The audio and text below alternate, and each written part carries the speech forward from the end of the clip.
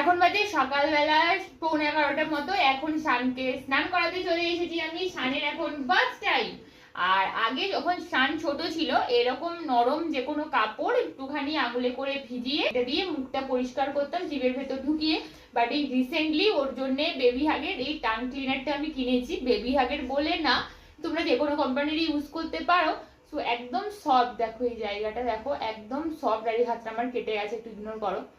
একদম সফট, এটা মানে ইজিলি বেবিরা জিভ যদি বেড বার করতে শিখে যায় ইজি হবে বেবিদের টাংটা ক্লিন করার। বেবিদের টাং ক্লিন করাটাও খুব জরুরি।